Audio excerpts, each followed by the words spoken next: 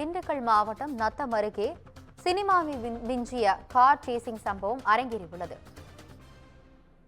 சாலையை கடக்க முயன்ற நிலையில் சினிமாவை விஞ்சிய கார் சேசிங் சம்பவம் அரங்கேறியுள்ளதை அண்மை செய்தியாக பார்த்துக் கொண்டிருக்கிறோம். இதுகுறித்து கூடுதல் விவரங்களுடன் இணைகிறார் செய்தியாளர் வசந்த். வணக்கம் வசந்த், விவரங்களை சொல்லுங்க. வணக்கம் ஆனந்தி. திண்டுக்கல் காவல் கண்காணிப்பாளர் அலுவலகத்திலிருந்து திண்டுக்கல் நத்தம் சாலையில் செல்லும் ஒரு பச்சை நிற கோலிஸ் ஆனது வரிமறிக்க சொல்லி சாணாப்பட்டி போலீசாருக்கு ரகசிய தகவல் ஒன்று அளித்தார்கள். அதையடுத்து அந்த காரை காவல் நிலையத்தில் முன்பாக பேரிகார்டுகள் அமைத்து தடுக்க முயன்ற போது அந்த காவலர் மீது மோதிவிட்டு தப்பிக்க கூறப்படுகிறது. உடனடியாக கோபால்பட்டியில் இரவு பணியில் இருந்த போலீசாருக்கு இங்கே தகவல் தெரிவிக்கப்பட்டு அங்கு காரை வழிமறித்து நிறுத்தி கோபால்பட்டி பஸ் ஸ்டாப் என்ற இடத்தில் ஓட்டுநர்கள் இங்க இருக்கக்கூடிய ஆட்டோ ஓட்டுநர்களை அழைத்து அந்த முழுமையாக சாலையை தடுத்து அந்த வண்டியை அந்த குவாலிசியை நிப்பாட்டுவதற்காக முயற்சியில் ஈடுபட்டனர். ஆனால் அந்த தடுப்பை மீறி அந்த காரை நிறுத்தாமல் அந்த காரை இயக்கியுள்ளார்கள். ஆனால் அந்த கார் ஓட்டுநர் மர்ம நபர் அந்த நிறுத்தாமல் முழுமையாக அந்த இடைவெளியில் ஆழமாக புகுந்து செல்ல முயற்சித்து அந்த வழியாக கடக்க முயன்ற போது அந்த பகுதியில் வேம்பார்பட்டியைச் சேர்ந்த தொழிலாளி சங்கிலிமணி என்பவர் மீது கார் பயங்கரமாக மோதியது. இருவர் 10 மீட்டருக்கு சாலையில் இழுத்து சென்றுள்ளார் என்று சொல்லப்படுகிறது. மேலும் அவர் படுகாயமடைந்தார். அதையும் மீறி அடுத்த ஒரு சிறிது தூரம் அந்த காரை இயக்கியுள்ளார். அப்போது இன்னொரு தடுப்பு வைத்து பெட்ரோல் நிலையம் எதிரே ஒரு தடுப்பு வைத்து தடுக்க முயற்சி செய்தார். அங்கேயும் லாபமாக இருக்கு அந்த சின்ன இடைவெளியில் அந்த தப்பித்து முயன்றுள்ளார். இதை தொடர்ந்து நத்தம் அருகே எருமநாயக்கன்பட்டி பிரிவு என்ற ஒரு பகுதி உள்ளது. அது ஒரு 3 சாலைகள் சந்திக்கக்கூடிய இடம்.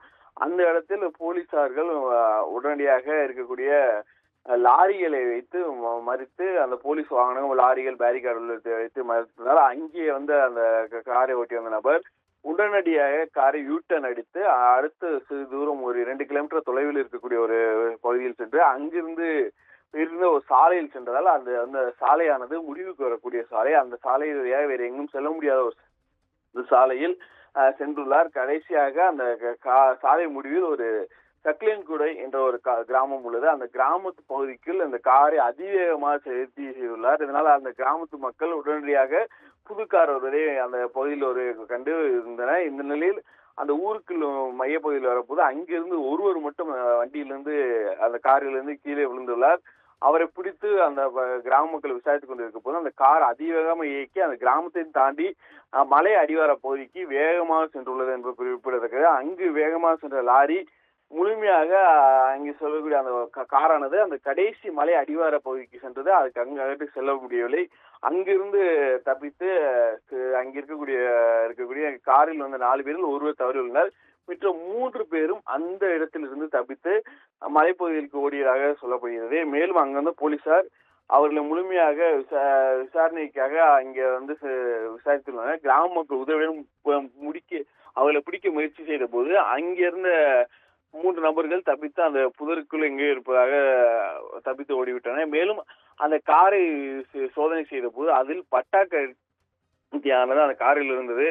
மேலும் அந்த குறித்த ஒரு இளைஞரை மட்டும் அவர்கள் போலீசாரிடம் ஒப்படைத்தனர். மேலும் அந்த காரை சாணாப்பட்டி காவல் நிலையத்திற்கு அழைத்து சென்றுள்ளனர். தற்போது அந்த குறித்த அந்த ஒரு இளைஞர் மற்றும் காரை வைத்து இவர்கள் யார் எதற்காக வந்தார்கள் உள்ளிட்ட பல்வேறு கோணங்களில் விசாரித்து வருகின்றனர். மேலும் முதல்கட்ட விசாரணையில் இவர்கள் ஏதோ குடுக்கல் வாங்கல் பிரச்சனை சம்பந்தமாக பணத்தை கொண்டு வந்திருக்கலாம் அப்படின்ற அந்த தகவலின் அடிப்படையில் தற்போது அவர்கள் சாணாப்பட்டி போலீசார் அந்த ஒரு இளைஞரை மட்டும் விசாரித்தனர். அந்த தப்பித்து ஓடிய 3 இளைஞர்கள் யார், இவர்கள் எந்த ஊரை சேர்ந்தவர்கள் உள்ளிட்ட பல்வேறு கோணங்களில் அவர்கள் விசாரணையாக நடத்தினர். முழுமையான அவர்கள் விசாரணை முடிந்த பிறகு இவர்கள் எதற்காக இத்தனை சேசிங் நடைபெற்றது, எதற்காக இத்தனை பகுதியில் போலீசார் தடுப்பை மீறி இவர்கள் வந்தார்கள் உள்ளிட்ட இவர்கள் எதற்காக பட்டாக்கட்டியிருக்கிறார் உள்ளிட்ட பல்வேறு கேள்விகளுக்கான விடை கிடைக்க வரும். ஆனந்தி,